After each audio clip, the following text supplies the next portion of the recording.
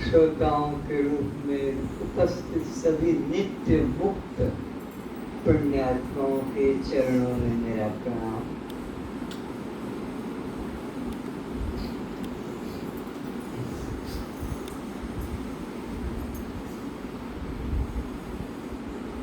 अनंत अनंत जन्मों के बाद जीवात्मा को सद्गुरु की कृपा से अपने भूले हुए स्वरूप का स्मरण जागृत होता है। प्राप्ति करने का यहाँ कुछ भी नहीं, क्योंकि प्राप्ति दो में होती है, यहाँ कोई दो ही नहीं, तो प्राप्ति किसकी कौन करेगा। एक चैतन्य के अतिरिक्त, चाहे उसे ब्रह्म कहो, चाहे आत्मा कहो, चाहे साक्षी दृष्टा कहो, और कुछ नहीं नानास्ति किंचन।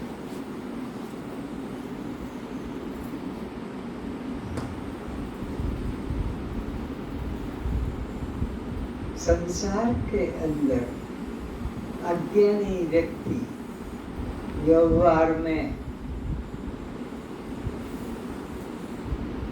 ऐसा सोचता है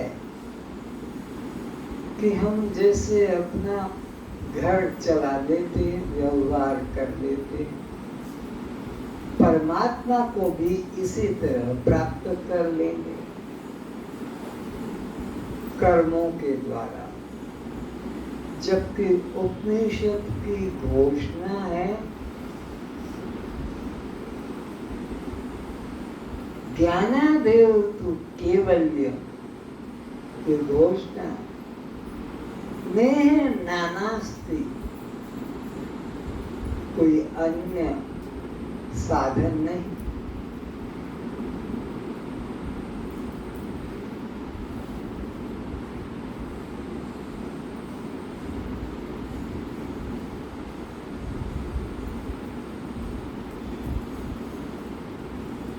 अज्ञानी अपने जीवन में 5 ही प्रकार के उपयोग ले रहा है, सब जानते हैं। प्राप्ति, उत्पत्ति, विकार, संस्कार और नाश, बस ये इतना संसार है। इससे और अतिरिक्त नहीं। क्या बंद तो नहीं कर दिया? कोई आएगा तो वो बाहर ही रह जाएगा, दरवाजा थोड़ा खुला रखो, खुला है।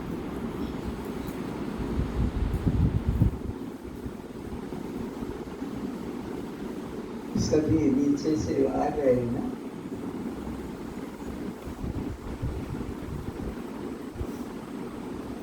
इससे और कुछ अतिरिक्त संसार नहीं।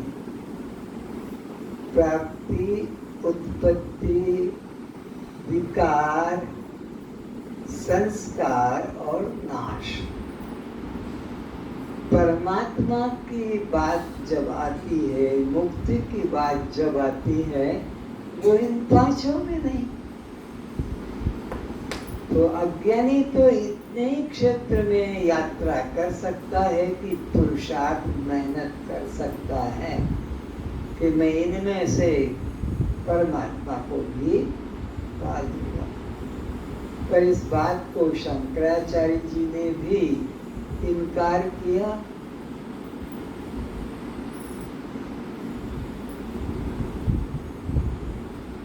न कर्म कोटि भी, ये 5 तरह के जो भेद बताए हैं, बोले कोटि कोटि और भी कुछ कर्म कर डालो,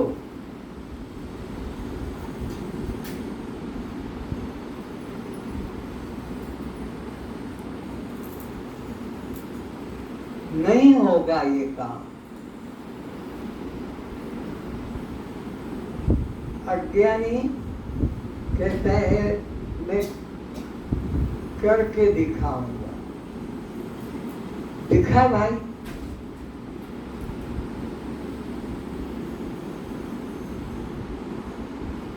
तो पहला काम है प्राप्ति।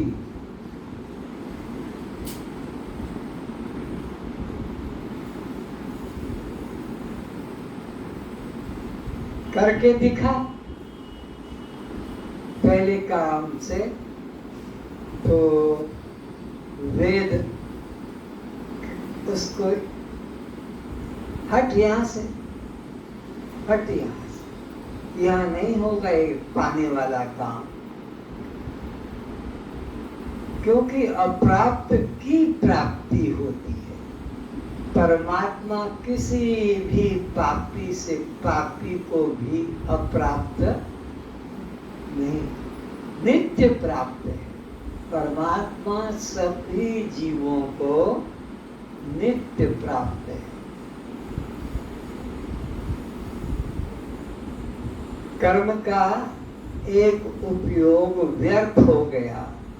जो ये 5 उपयोग बता रहे थे, प्राप्ति, उत्पत्ति, विकार, संस्कार, नाश, तो 5 कर्म के उपयोग में से एक नष्ट, बेकार हो गया। परमात्मा संसार में रहने दो, वहां तो अप्राप्त है, तो बाजार से, घर से, कहीं से मांग कर, खरीद कर लाओ, चोरी करके लाओ। वहां अप्राप्त की प्राप्ति जरूरी है और ठीक है, पर इधर परमात्मा के तरफ तुम घुसते हो, मंदिर में, तीर्थ में घुसते हो, व्रत उपवास में, और भी योग यज्ञ साधन में, ध्यान समाधि में, हटा दिया जाता है ना, तुम्हारा यहाँ काम नहीं। ये प्राप्ति वाला काम इस क्षेत्र में नहीं, किसके? परमात्मा के क्षेत्र में, क्योंकि परमात्मा सर्वव्यापी है और अखंड है। अखंड किसे कहते हैं? वह सत्ता सब देशों में, सब कालों में और सब रूपों में समान हो, कहीं कम ज्यादा नहीं। संसार में तो सब एक दूसरे से छोटा बड़ा विपरीत, कम ज्यादा, कोई धनी, कोई दुखी, कोई किस किस प्रकार के। अब ये कर्म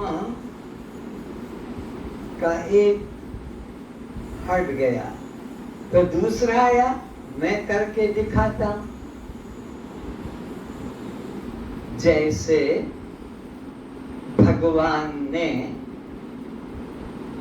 जब राक्षसों का अहंकार बढ़ गया,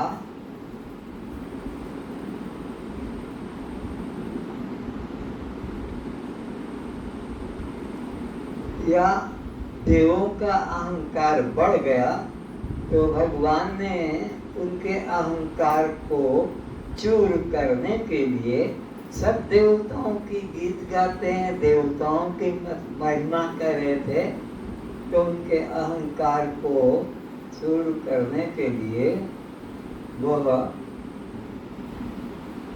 आए और उन देवताओं के सामने जाकर कहा, तुम ये जो प्राप्त की है विजय, राक्षसों को हराकर तुमने ये जो अहंकार किया, ये क्या तुम्हारा? बोला हाँ, हमने तो किया। तो उसी बात में उनके अहंकार को चूर करने के लिए भगवान जो यक्ष रूप में आए, एक पतला सा तिनका घास का नीचे डाल दिया। तू अपने को क्या समझता है? तेरी महिमा क्या है? बोले मेरी महिमा, मेरा मजाक उड़ा रहे हो? मैं अभी तो सारे संसार को जला के भस्म कर दूंगा। अच्छा भाई, दिखा तो मैं देखूं तेरी, ये मेरा अपमान है। अपमान है तो दिखा ना। वो तिनके को जलाने के लिए पूरी शक्ति लगा देता है, लेकिन वो तिनका जलता नहीं, लज्जित हो जाता है, सर झुका के और चला जाता है। इंद्र के पास कि वो कौन है, मैं पहचान नहीं पाया। तो वायु खड़ा हुआ, मैं जाता हूँ उसकी परीक्षा लेने के लिए। तो उसने भी पूछा तुम कौन हो? उसने तो कहा मैं क्या नहीं हूँ भगवान, पर तू क्या है ये तो बता। बोले मैं पवन हूँ। क्या महिमा है तेरी? अभी मैं सारे नगर जंगल को उखाड़ सकते, उड़ा के ले जा सकता। तो जरा इसको जरा उड़ा के तो दिखा। बोले ये मेरा अपमान है? इस पत्ते को, इस घास की पंक्ति को दिखा। पूरी ताकत लगाकर पसीना पसीना हो गया, पर वो पत्ता ही नहीं, जिसकी सत्ता के बिना पत्ता भी नहीं हुआ। वो भी सर झुका के लज्जित होकर चला गया और कहा महाराज हमारा बस नहीं उसको पहचानना, वो कौन आया है, हम उसको नहीं समझ पाए।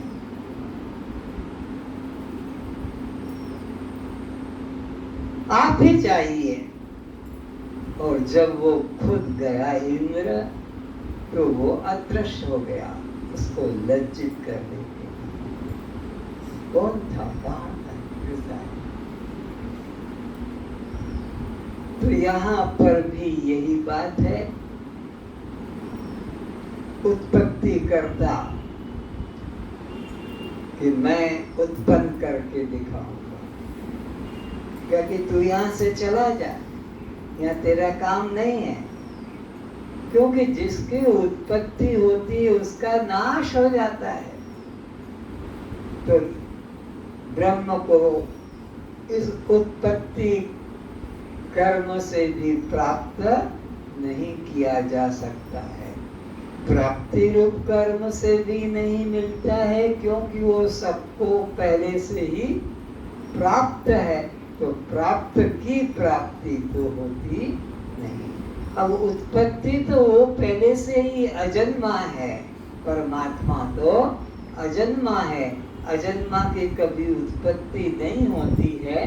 और तू कहता है कि मैं कर सकता हूँ, तो फिर नाश होगा। उत्पत्ति वाले का तो नाश होता है। जातस्य ब्रह्म मृत्यु। तो भी हट यहाँ से। कर्म के 5 उपयोग में से 2 बेकार हो गए परमात्मा के संबंध में।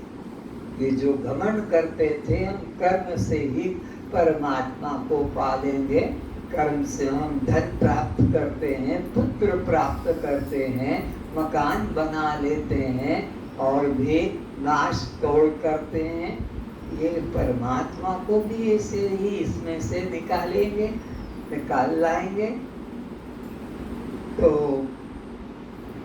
बेकार हो गया। विकार कर्म आगे आया कि मैं इस परमात्मा को जान लूंगा। विकार कर्म, विकार कर्म साकार में होता है। कोई आकार हो तो तोड़ा फोड़ी करो,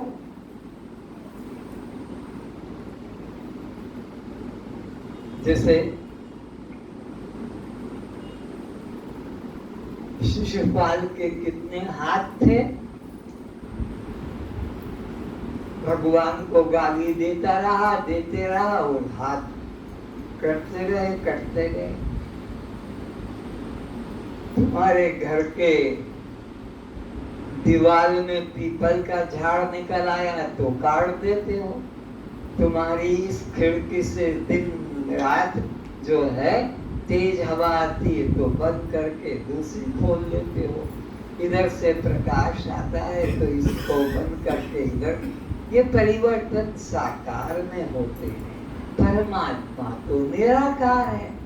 निराकार परमात्मा में किसी प्रकार का तुम विकार परिवर्तन नहीं ला सकते। आकाश, यहाँ से हम यहाँ बैठे हुए अगर हम गोली चलाएंगे तो छेद हो जाएगा। कपड़ा अगर है और यहाँ से तीर मारेंगे तो कपड़ा छेद करके वो तीर ऊपर आ जाएगा। काम चल गया, विकार काम उपयोगी हो गया, पर कहाँ साकार में? परमात्मा तो निराकार है, आकाश की तरह। आकाश में गोली चलाओ, तीर चलाओ, बम विस्फोट करो, टुकड़े नहीं होंगे। ये भी हट गया। हाथ जोड़ता हूँ मैं इस परमात्मा को प्राप्त कराने में कि उत्पत्ति कराने में या विकार करने में असमर्थ हूँ। प्राप्ति में क्यों असमर्थ है? वो पहले से ही। उत्पत्ति में क्यों असमर्थ है? कि वजन्मा की कभी उत्पत्ति होगी नहीं। तो अब विकार में क्यों असमर्थ हूँ? उसमें तो निर्विकारता है, आकार ही नहीं है तो विकार कहाँ? तो कहा हट तो संस्कार वाला आता कि मैं संस्कार से इसे प्राप्त करूंगा। तो संस्कार भी अशुद्ध में शुद्धि करके होता है, चंदन से, धूप दीप से। परमात्मा में संस्कार वाले की भी गुंजाइश नहीं, क्योंकि परमात्मा नित्य शुद्ध है। नित्य शुद्ध परमात्मा में शुद्धि संस्कार की जरूरत। तुम रोज रोज मांजते हो उसको राख से, ईट पाउडर से, नींबू से, तिंतुड़ी से और साधन से शुद्ध उज्जवल। परमात्मा तो नित्य शुद्ध है, उसके लिए इसकी भी उपयोगिता नहीं। तो शुद्धि संस्कार भी परमात्मा में, बोलो, शुद्धि संस्कार कहाँ करना पड़ता है? अशुद्धि हो, सर में साबुन लगाओ, मुख में अब तुम्हारा मंजन लगाओ, और इसी प्रकार बदन में साबुन लगाओ।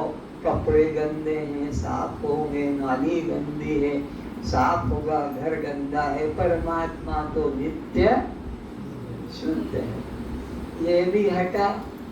अब अंतिम आ गया कि मैं नाश करके दिखाऊंगा और परमात्मा को मैं बताऊंगा।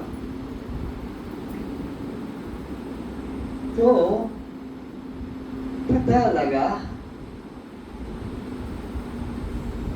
नाश करना होगा। तो परमात्मा अखंड है, तो अखंड का नाश किसी प्रकार होता ही नहीं। शस्त्र से भी, अग्नि से भी, जल और पानी से भी नित्य परमात्मा है।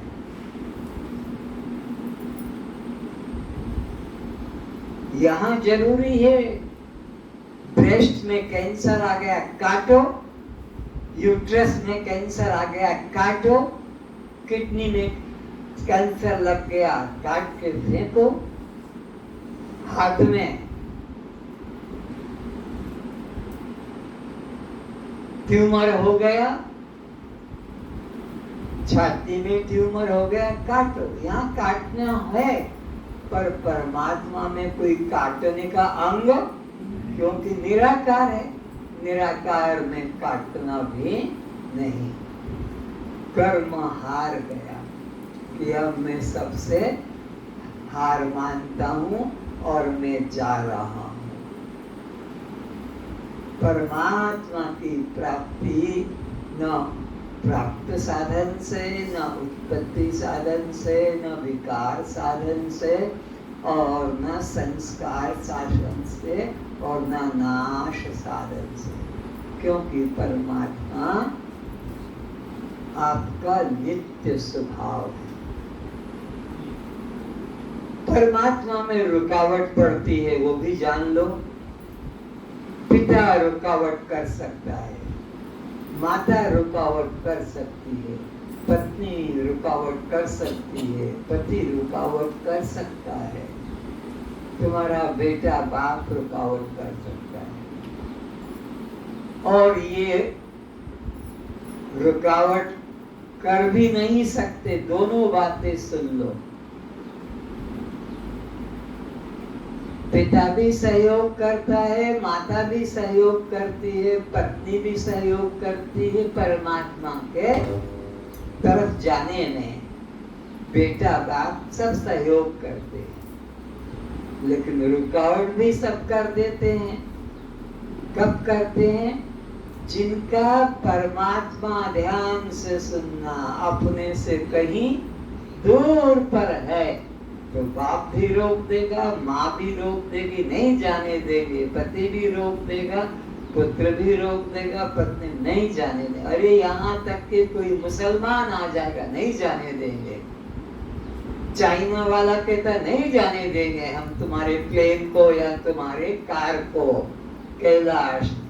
पर अपने मोदी सरकार ने उनसे समझौता कुछ कॉन्ट्रैक्ट कुछ किया है।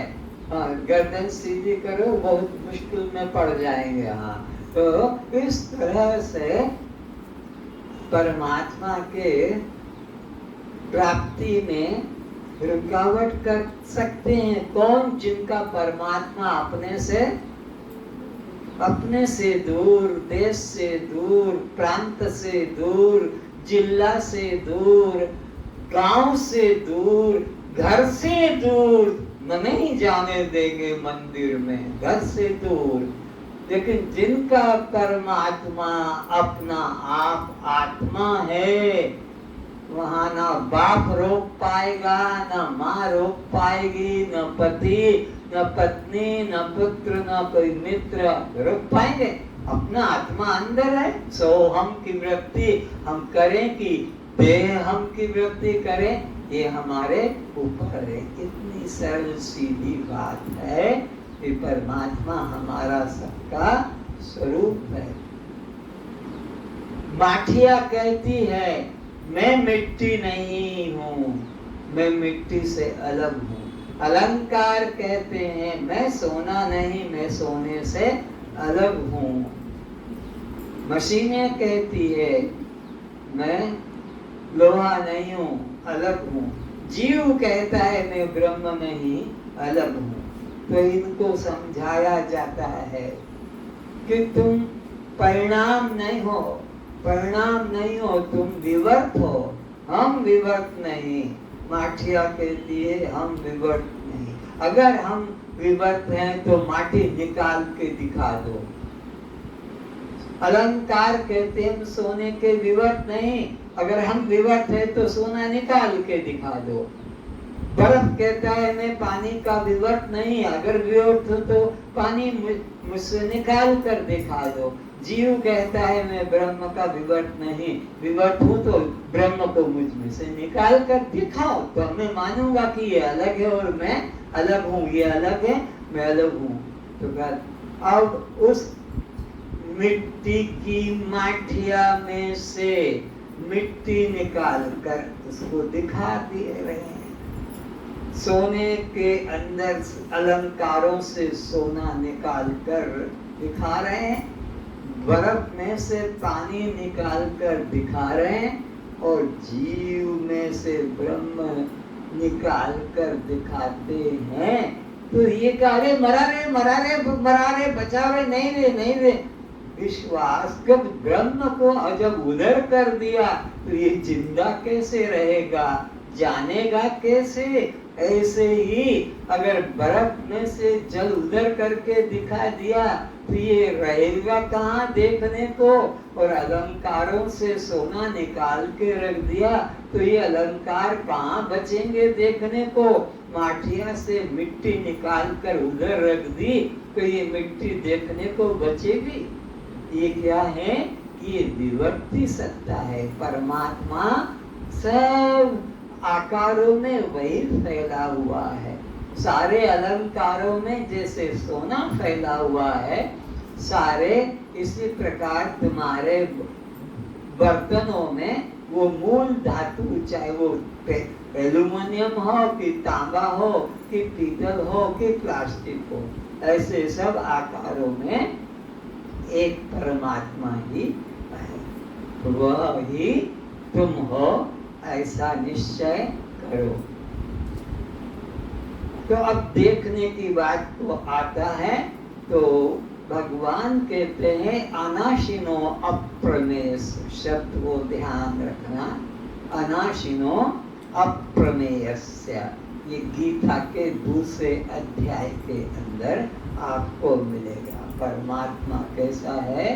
अनाशिनो अप्रमेयस्य, उसका कभी नाश नहीं होता है। किस किस के द्वारा? शस्त्र से, अग्नि से, पवन से, पानी से। वो ऐसा अजन्मा और अविनाशी है। अनित्यम असुखम, ये संसार जो दिखाई पड़ता है व्यवहार में आने वाला, और तुम रात दिन इसमें लगे हो संग्रह करूं, ये सब दुख पूर्ण है, दुख पूर्ण, किसी में सुख नहीं। तो अनाशिनो अप्रमेयस, परमात्मा नाश से रहित,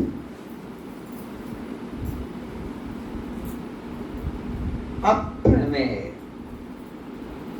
अप्रमेय को जान लो, जो प्रमेय न हो उसे अप्रमेय कहते हैं। ये सारा संसार प्रमेय है, और इन सारे संसारों को ये हमारे पास में ये प्रमेय, ये सारा संसार अप्रमेय।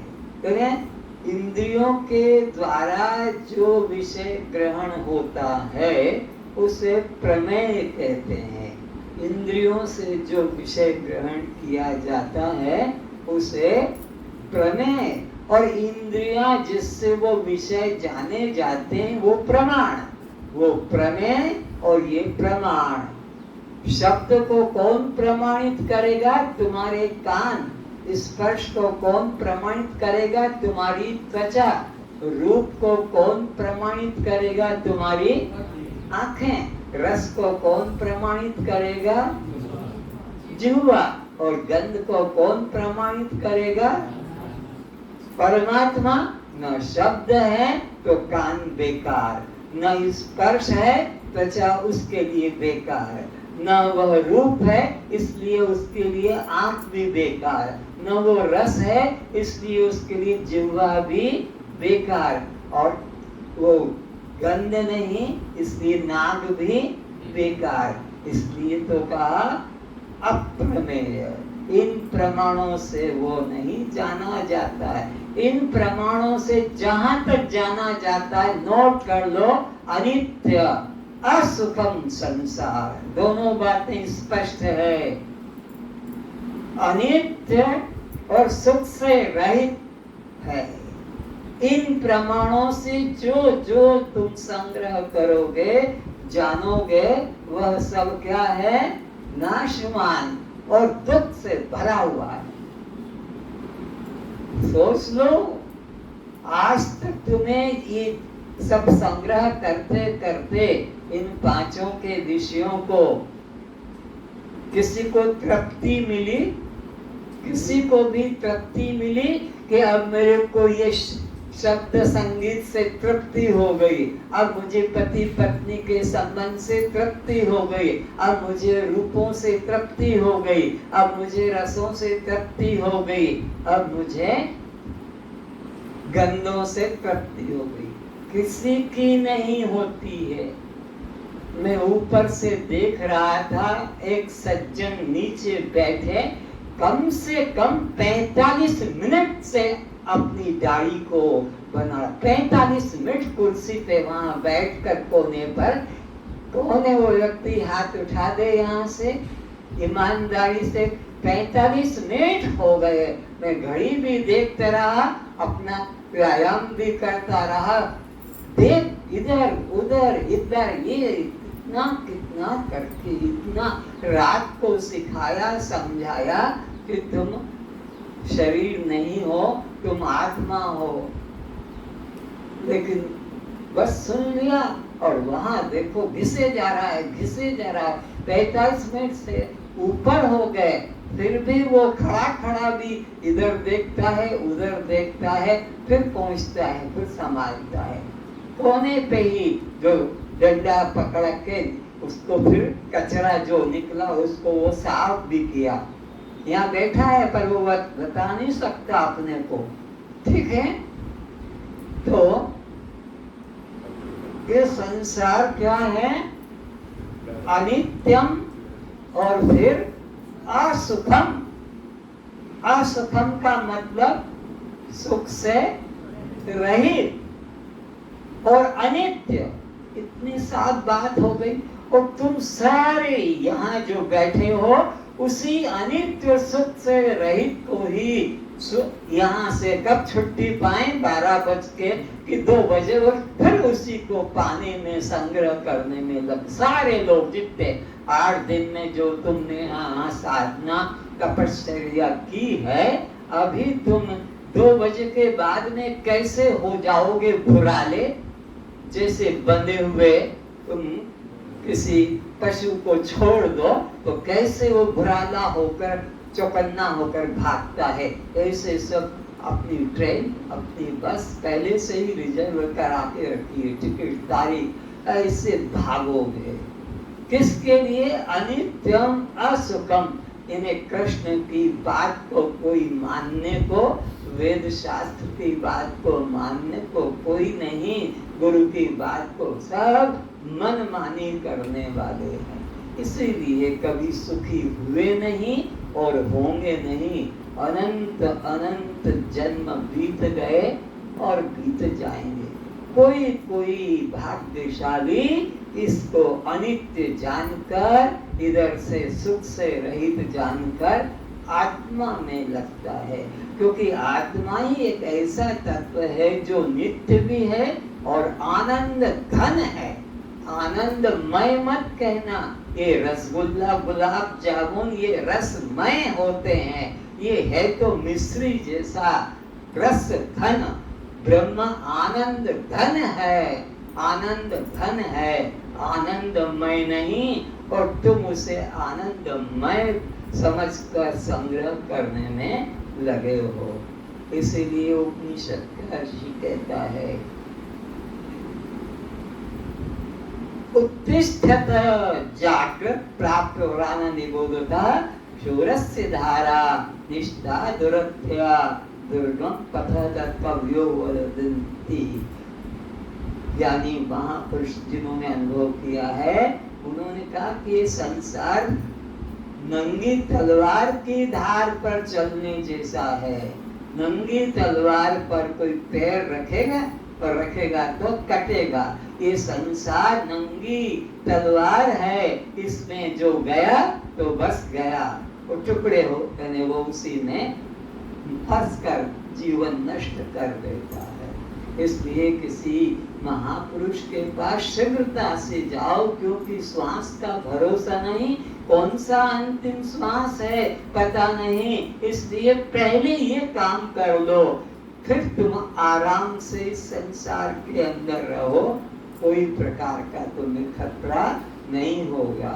अगर तुम अपनी कमर में खाली तुम्बा बांध लो, अगर तुम अपनी कमर में खाली डब्बा सील्ड बांध लो और फिर बाढ़ में भी तुम आराम से ऐसे बैठते हुए बाढ़ में डूबोगे नहीं, क्योंकि कमर में जो तुमने तुम्बा बांधा उसमें अंदर हवा नहीं, पानी जा नहीं सकता। तो ऐसे तुम जैसे वाटर प्रूफ हो जाते हो, घड़ियां तुम्हारी वाटर प्रूफ होती है, शॉक प्रूफ होती है, फायर प्रूफ होती है, इसी प्रकार वेदर प्रूफ भी घड़ियों का तुम ऑल प्रूफ हो, तुम झंझट प्रूफ हो गए। तुमको कुछ भी नहीं छू सकता, कुछ भी नहीं छू सकता, संसार का, घर का कि बाहर का, ऐसा तुम्हारा स्वरूप है। और अधिक में क्या कहूँ, तुम जब सत्संग करोगे बिनु सत्संग, बिना उसके ये ज्ञान आपका दृढ़ नहीं होगा, नहीं तो उड़ जाएगा हवा में, विषयों की हवा में। इसमें सुख है, इसमें सुख है, वहां लेने चलो, यहाँ चलो। इसलिए सत्संग का त्याग मत करना। नौकरी से छुट्टी ना मिले तो छुट्टी ले लेना, घर से छुट्टी ना मिले तो छुट्टी ले लेना, पति से पत्नी से छुट्टी न मिले तो छुट्टी ले लेना, पर सत्संग का कभी त्याग मत करना। ये तो हमारा असली पिता और माता, पति और पत्नी, तुम्हें सर्वम, एक दो नहीं, तुम ही मेरे सब कुछ हो। कौन? भगवान आत्मा। तुम्हें के कहते हैं, तुम्हें वह माता च पिता, तुम्हें वह। ये एव पीछे जो पूंछ लगा दी है, इसका मतलब है कोई दूसरा तुम्हारे अलावा तुम ही। और घर में जाकर गुरु भी, परमात्मा भी, आत्मा भी, पत्नी ही, पति ही, पिता ही, माता ही। कितनी चालाकी करते हो। जिसने भी रखना था उसको तो ही कर दिया, जिसने ही रखना था उसको भी कर दिया। ये सब चालाक तुम यहीं बैठे हो, कहीं आप बाहर से बाजार से लाकर दिखाना नहीं, यही करते हो। अच्छा, तो अब मीरा ने क्या किया था? मेरे तो ही, वो ही लगाया, दूसरा ना कोई।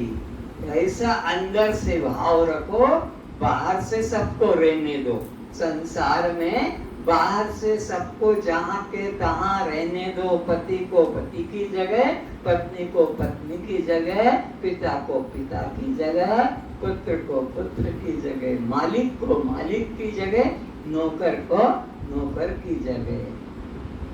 इनका बुरा हुआ एकता, पर वहाँ और किसी को घुसने तुम्हें बस मेरे सब कुछ हो। दूसरी बात, गुरु दक्षिणा की आरती है, क्योंकि जब तक दक्षिणा नहीं दी जाती है दीक्षा सफल नहीं होती है। तो तुम जेब में हाथ मत डालना, कोई लिफाफे में कुछ मत कचरा डालना। ये दक्षिणा का मतलब है गुरु ने जो तुमको ज्ञान दिया, तुम एक और किसी व्यक्ति को ज्ञान का पात्र बना सको तो गुरु दक्षिणा हो गई। ये गुरु दक्षिणा हो गई। पति पत्नी को देकर, पत्नी पति को देकर, ये दक्षिणा है।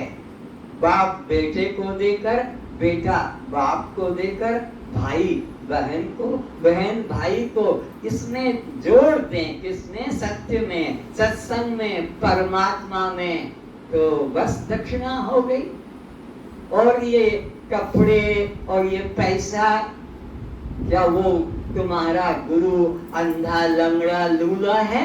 वो तो खुद अपने लाखों की संपत्ति, घर परिवार को ठुकरा कर, त्याग करके गांव गांव, गली गली जा रहा है। पैसे की संग्रह होता तो वो अपना घर, संपत्ति, नौकरी, व्यापार क्यों छोड़ता और तुमसे ये 2-5 रुपए की भीख क्यों लेता? तो वो गुरु नहीं। कहते हैं गुरु और शिष्य का कैसे जाने? गुरु मिला तब जानिए। क्या? मिटे मोह तन पाप, हर्ष शोक व्यापे नहीं, तब गुरु पूरे आप। तुम्हें गुरु मिला कि नहीं मिला ये तब जानना। कब जानना?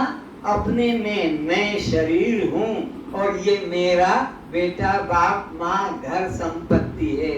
मिटे मोह तन ताप और हर्ष शोक, मिलने से हर्ष, जाने से छाती पीटना, सर पीटना, रोना, ये ना आए। सोचना, जिसकी चीज थी उसने ले ली, जिसकी जो चीज थी उसने ले ली, मैं क्यों दुखी हूं? मालिक कहता है देख ये मेरा खेत है, इसको पूरे को पानी देना है 1 सप्ताह। फिर कहता है देख इसमें से 3/4 में पानी देना, 1 को इधर पानी मत देना, खाली रखना। मालिक क्या नौकर करता है। फिर अगले सप्ताह में कहता है आधे में पानी देना, आधे में मत देना, छोड़ देना। ठीक है आ गया। फिर कहता है अगले सप्ताह 1 हिस्से में पानी देना, 3/4 को सूखा छोड़ देना।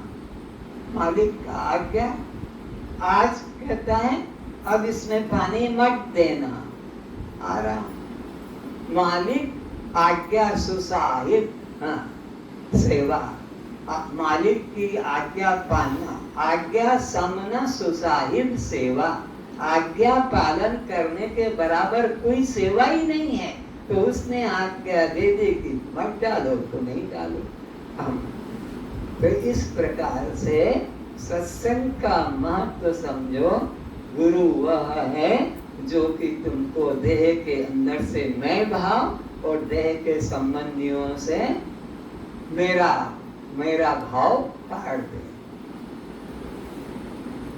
फिर कहा जो बतावे साधना, ये करो ये करो ये करो, इससे मिलेगा इससे मिलेगा, तुम उसे गुरु कभी मत जानना। जो बतावे साधना, साधक अभी वो खुद साधक है, अभी मंजिल पे पहुंचा नहीं है, यात्रा कर रहा है, चल रहा है।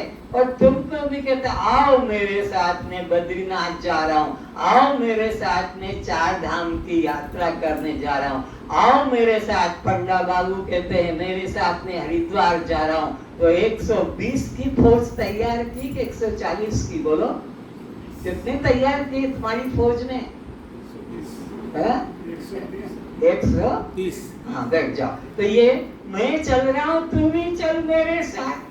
तो जो बतावे साधना, साधक कहिए सोए, तुरंत मिलावे, चुटकी बजा मिलते हैं मिला दे, तुरंत मिलावे ब्रह्म से तत्वमसी, तुरंत मिलावे तत्वमसी। सच्चा सद्गुरु सोए, वही सच्चा सद्गुरु है जो रास्ता बता रहे। वो खुद अभी रास्ते में है, तभी तो राहगीर को कहता चल मेरे साथ, मैं भी उधर जा रहा हूँ, तू भी उधर चल।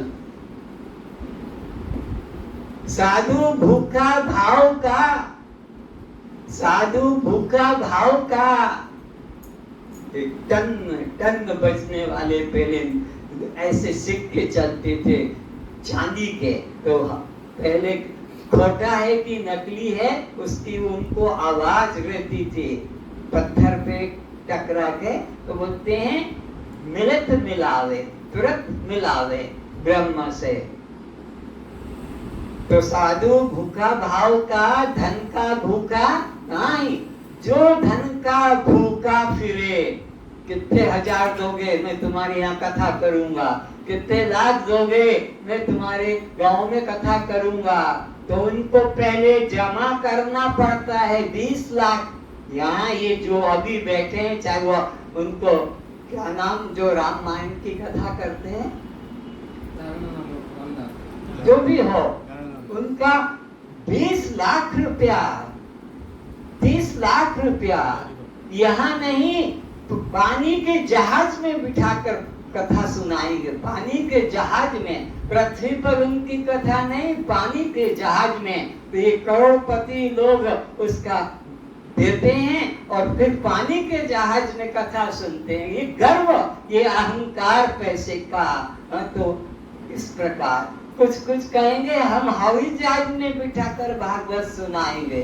तो जिनके पास ऐसा रुपया है वो साधु भूखा भाव का, धन का भूखा नहीं। और जो धन का भूखा फिरे सो तो साधु नहीं। मैं 4-5 पहले सम्मेलन कराए हैं, संतों को बुला कर उनको पहले जाकर उनकी फीस पूछ कर देते हैं, उनके अकाउंट में जमा कर देते हैं, तब वो फिर आने की इधर स्वीकृति देते हैं। तो ये सम्मेलन साधुओं का मैंने करना ही बंद कर दिया, क्योंकि वो अपनी गीत गाते हैं।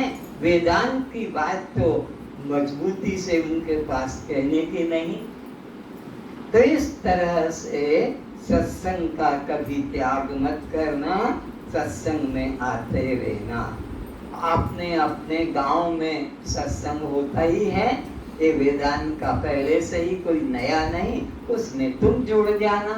तुम्हारे समीप अगर है तो ठीक, दूर जाना पड़े तो एक दिन सप्ताह में 5-10 मील भी जा सकते हो, ये काम। अब फीस की बात, दक्षिणा की बात बता दी, इसलिए वो जेब में हाथ मत डालना। किसी से खाली लिफाफा, एक खाली लिफाफा दे दो मेरे को ताकि उसमें मैं रख दूं। ये यहाँ इस नाटक करने की जरूरत नहीं है। अब रात्रि को मैं तुम्हारे द्वार पर भीख मांगने आता हूँ। प्रत्येक व्यक्ति जितने बैठे हैं, अभी के कि पहले के, सब मस्त सोते रहते हैं, ये रात को जाकर भीख मांगता है।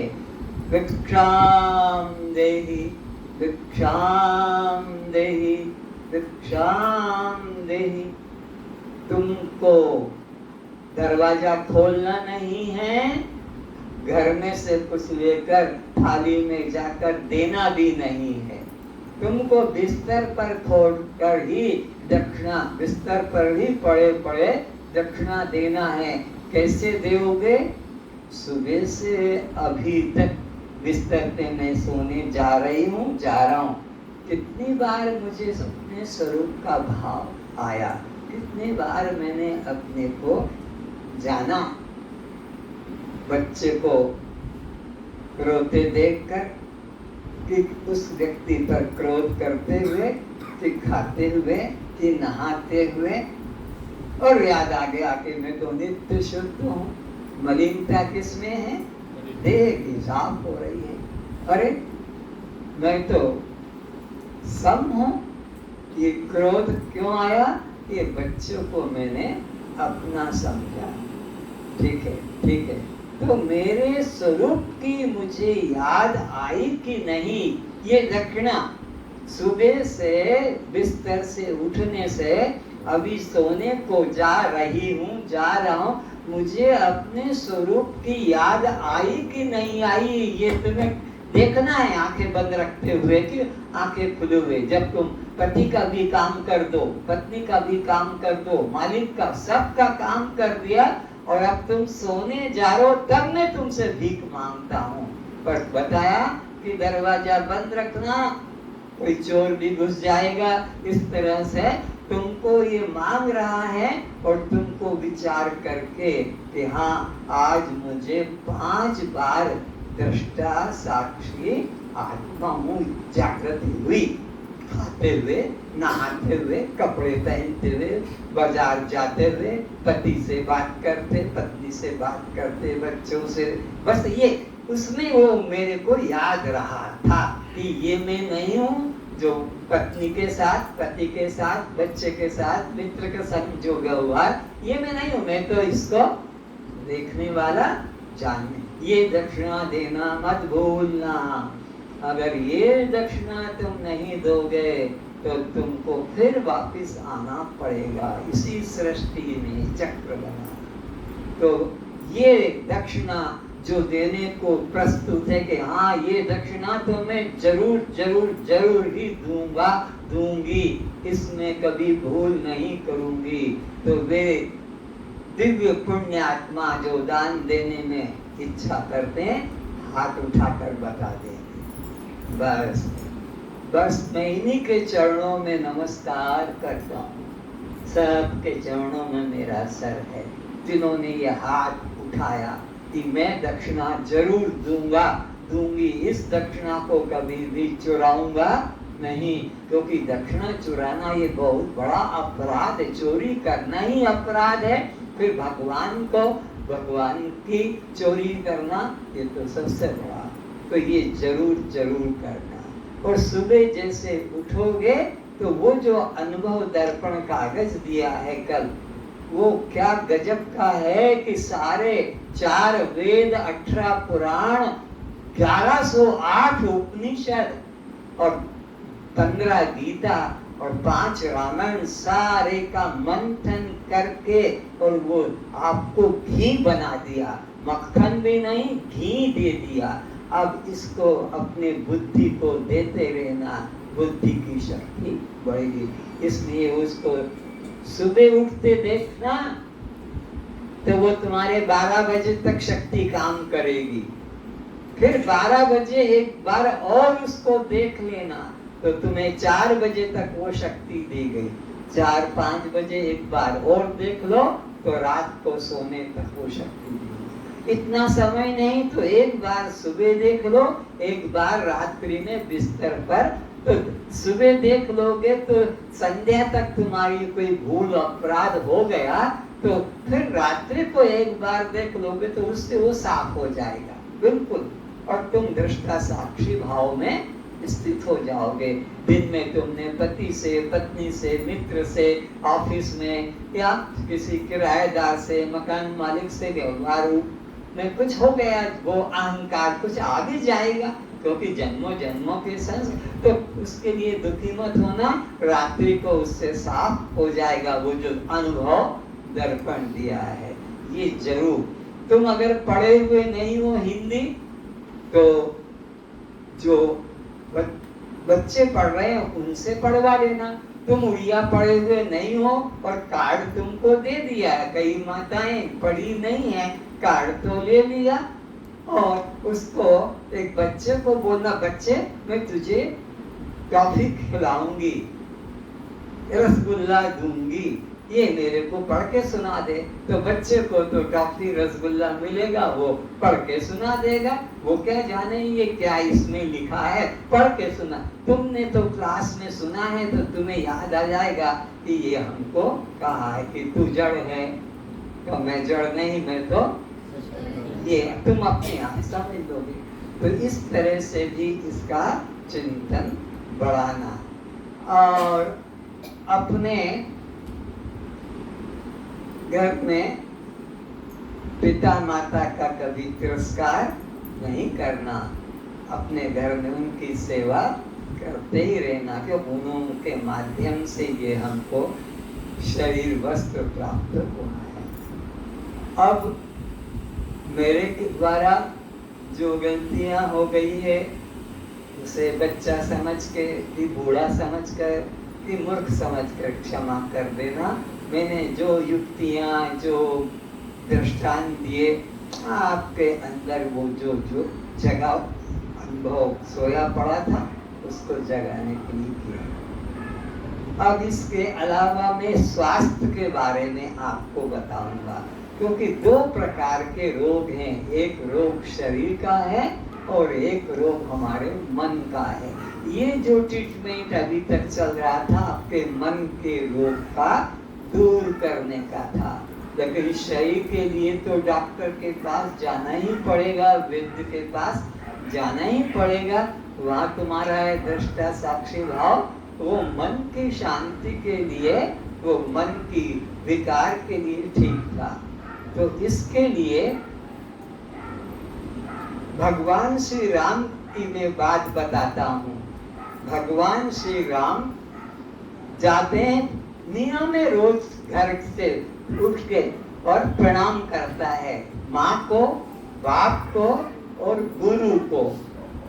तो प्रणाम करने गया जैसे रोज जाता है और पिता ने कहा अंदर नहीं जाना है, तुम्हें 14 साल के लिए वनवास।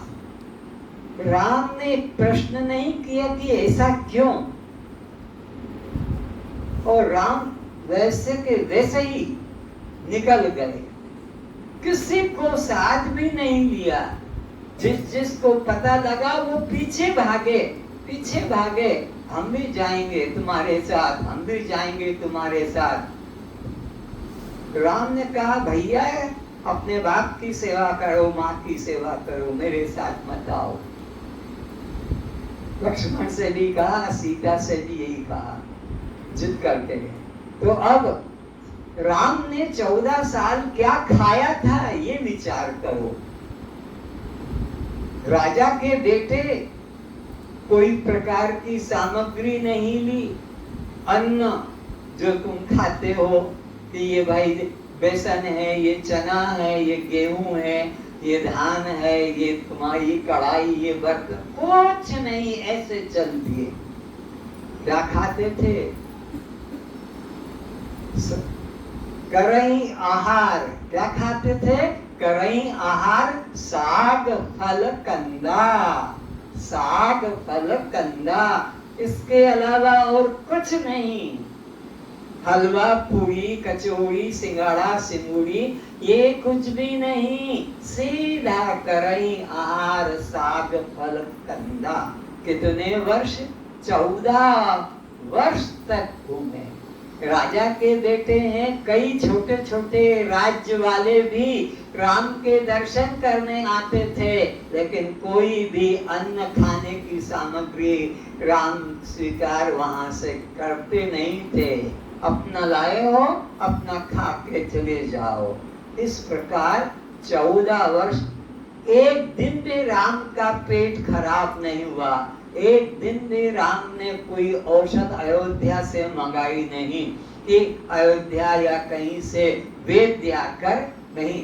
तुम्हारे यहाँ तो उड़ीसा में मजाक बना लिया है जगन्नाथ भगवान के साथ कि वो बीमार पड़ जाता है मौसी के घर और वेद आकर उसका उपचार करता है, फिर वो ठीक हो जाते हैं। ये मनोरंजन की जैसे नाटक होते हैं, ये नाटक खेल बनाया। सत्यता में तो जगन्नाथ, जिसका रूप रेख नाही शून्य देही, वो तो नित्य शुद्ध, नित्य निर्विकार, निराकार है। लेकिन चल गई कहानी, कोई सत्यवाद बताने वाला तो है नहीं। जो पंडित ने कह दिया वही मान लिया। तो राम ने कुछ भी आहार ऐसा नहीं लिया और कभी बीमार भी नहीं पड़े। अब आज जो आपको जूस पीने के लिए दिया है, अभी तक नहीं दिया था। आज आपको जो हरा हरा, इसमें वो सब पत्ते हैं जिन पत्तों का आप सब्जी बनाकर भी खाते हैं, कि जिन वृक्षों के फल भी खाते हैं और सब्जी भी। ये सब इकट्ठे करके करीब करीब 25-30 तरह के इसमें पत्र हैं और पत्ते हैं। उन सब को पीस कर और आपको ये आज एक एक गिलास दिया होगा। किसी को उल्टी तो नहीं हुई? बाती वोमिट हुआ? बोलो, कैसा लगा? खराब लगा? तो ये प्रतिदिन तुम अगर खाओगे तो तुम्हारे शरीर का एक भी रोग नहीं रहेगा। जिनके शरीर के रोग को 10,000 रुपया महीना दवा में लगता, 10,000, ऐसे ऐसे धात्री बहन YouTube पे देखना, धात्री बहन लिखकर, और YouTube में वो बताएगी किस तरह का गजब चमत्कार हुआ। 10,000 रुपए महीने की दवा बंद। अब उसके घर में न दूध आता है, न चाय आती है, न गैस सिलेंडर आता है। ऐसा जीवन हो गया।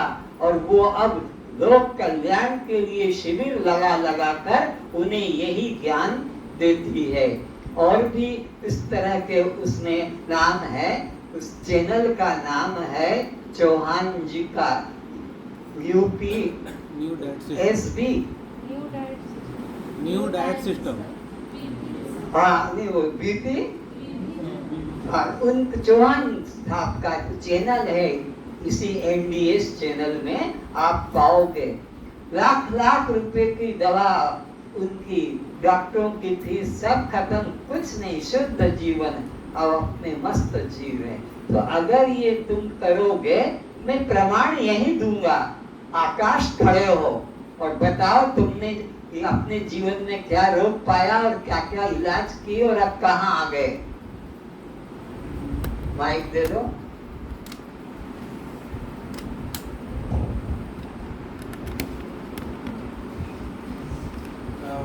मते एक्चुअली स्टोन होता 15 mm स्टोन ता पूर्व भी 10 सीरियस करूଥିଲେ किंतु सेति मात्रा रे हमें पालन करनଥିଲେ सब किछि खाउଥିଲେ खाइबा सहित जूस आ फल आहार नउଥିଲେ किंतु स्टिल स्टोन टा जतले हला तो पेन बहुत बढ़ी गला राति रे भी पेन हला तो से पेन टा भी मु मिका दीदी मोटू पचारि थिले तो से अदा रस आ पुदीना रस टिके टिके देई गोटे गोटे चामच देला परे अध घंटे भितर से जो हेवी पेन होता मु हाफ निश्वास नौली मैंने फुल निश्वास नेले पेन हो पूरा फुल निश्वास नेले पेन हो मु हाफ हाफ निश्वास नौ तो से पेनटा मोर से 2 चामचर ये अध घंटे भितर मोर पेन पड़ा तो से पेनटा मु सेकंड टाइम मैं फर्स्ट टाइम ये पूर्व हॉस्पिटल जाते हॉस्पिटल जो से मैंने मत इंजेक्शन देते सेटार मत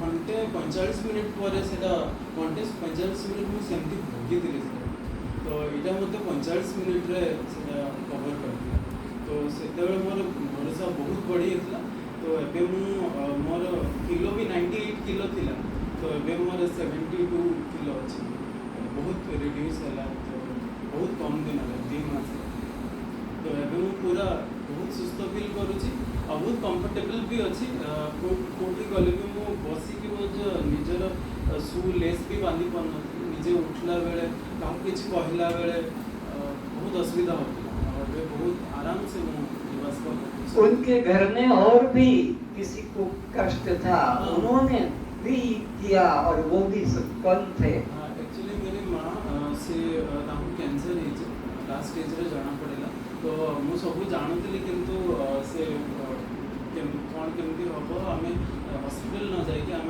एठू ही आसलु तो सी ए से जूस खाऊँ फल खाऊँ से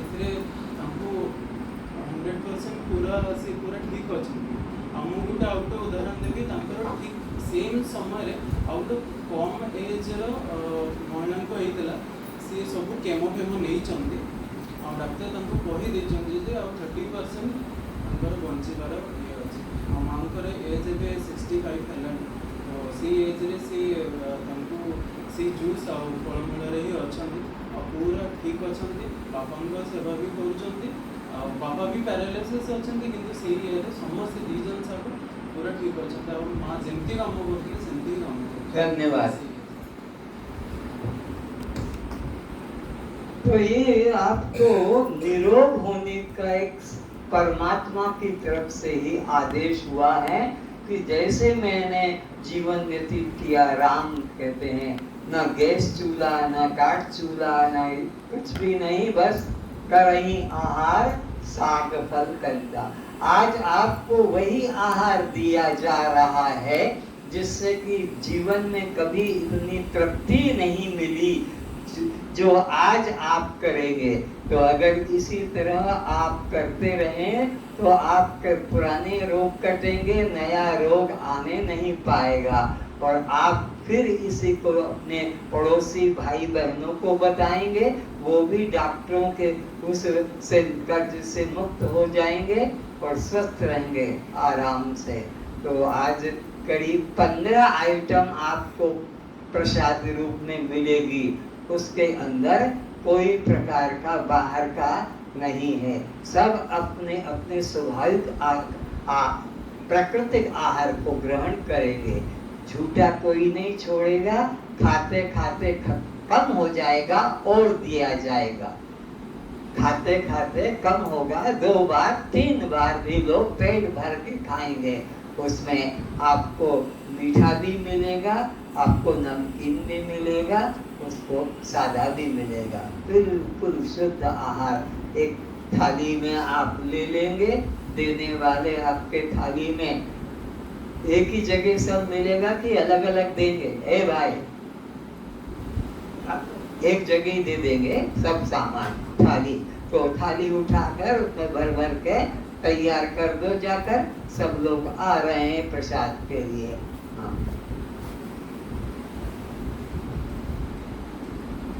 आप मुझे भी देख रहे हैं 75 केजी बोझा लेकर चल रहा था लेकिन स्वस्थ था कोई रोग कोई बीमारी नहीं अभी मेरा 55 प्लस 5-10 और बढ़ जाए तो 56 तक इसी में चल रहा हूँ। और अभी भी कितना आपके सामने मैं हूँ, कैसा हूँ, मेरे काम करने में कोई रुकावट नहीं, आपकी सेवा में रुकावट नहीं, कोई आलस नहीं, मैं जी रहा हूँ। और अब आप भी इसी प्रकार अपना शिक्षा ले सकते हैं। तो ये जीवन में स्वास्थ्यता के लिए आपको बता दिया, चैनल का नाम भी बता दिया कि NDS चैनल है, वो चौहान साहब की बीवी चौहान उनका शायद नाम है पूरा, बीवी, हाँ, तो बीवी चौहान उस नाम से मिलेगा।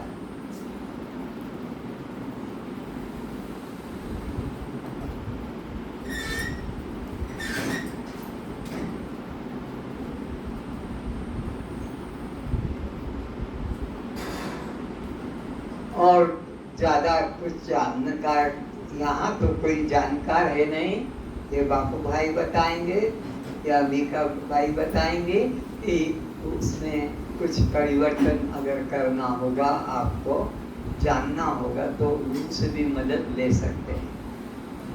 बीवी चौहान को भी जब कहते हैं रोगी, तो वो कहते कि तुम उड़ीसा के अंदर बापू को मीका को कांटेक्ट करो, वो तुमको ट्रीटमेंट बता देंगे। चौहान साहब जो सारे भारत में विश्व में घूम रहे हैं और ऐसे करोड़ों व्यक्तियों को NDS में जोड़ दिया, लाख नहीं करोड़ों को, और NDS करके वे सब स्वस्थ हो रहे हैं। और इसके लिए अगर आपके मोबाइल है तो मोबाइल में आप उसको डालकर देखेंगे कैसे गजब गजब के रोग निकल कर वे अपना अनुभव बताते हैं। धीरे धीरे, कोई जल्दी नहीं, आहिस्ता आहिस्ता पकड़ो। और एक और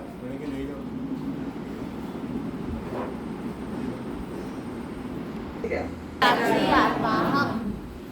आप जड़ हैं, शव हैं, अनात्मा है, पर प्रकाश है, आप बद्ध हैं,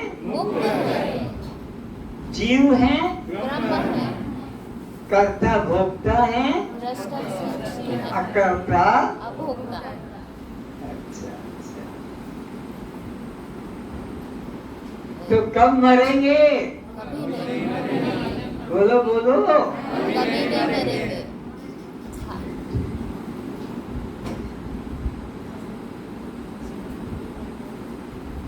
तो आप कब रोएंगे?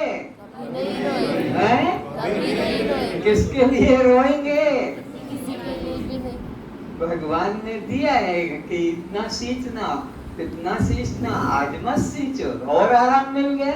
4 बच्चे की पालन करते हैं, 1 बच्चा ले लिया, 3 की सेवा करो, 2 बच्चे ले लिए तो 2 की सेवा करो, 3 बच्चे वो लेता है तो तुम 1 की सेवा करो, वो चौथा भी ले ले तो उसका 1 भी नहीं, आराम करो। देखो आहिस्ता आहिस्ता थोड़ा रास्ता छोड़ दो, हाँ, धीरे धीरे।